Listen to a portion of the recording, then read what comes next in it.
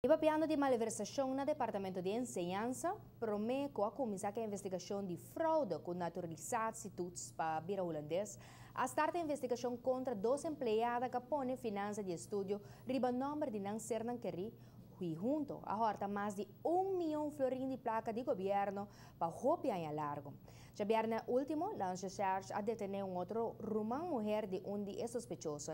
Está acusada de lavamento de placa, pois ela toma placa riba sua conta de banco para depois passar back para sua rumã.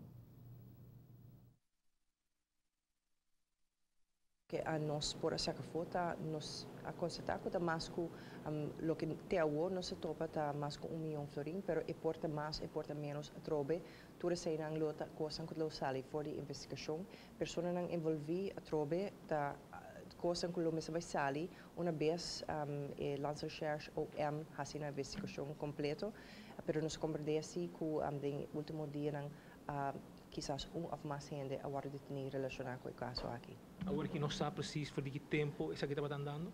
Nós, lo que informação que nós temos está que nós estamos até 2004, pero porta mais, a trove porta menos, tudo sei não te coisas, detalhes não que agora concluir que hora o caso está completo, pero te que word é esta indicação está que está for de ano 2004.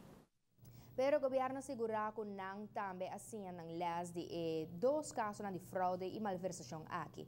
Da caso incrível pensa que o empregado não começar a ocupar com a enseñança de um estudante por lograr horta placa de governo assina tanto placo e assina tanto tempo.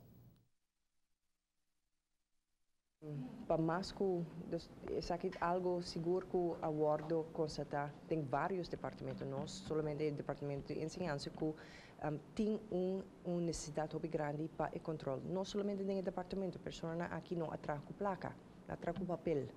Que mente onda o papel não é também, ta onda mesa vai pôr reforçar o controle que mesa toma lugar. Tudo isso não é coisa que me te quer que para o governo inteiro é reto grande, pero tá coisa que lo mesa vai suceder que não porta, e tem caso que não há. Sempre se gente quer fazer algo, não lo mesa tem outra pessoa para ajudar, então gente não pode fazer. Então tem caso que não por a logra de raia, sei, para essa que por a sociedade. Agora aqui tem total de 4 pessoas detenidas em caso de financiamento para estudo, de qual 3 uma mulher e uma empregada no departamento de enseñança. Não por descartar que tem mais detenção que o sigue de dia nos dilante.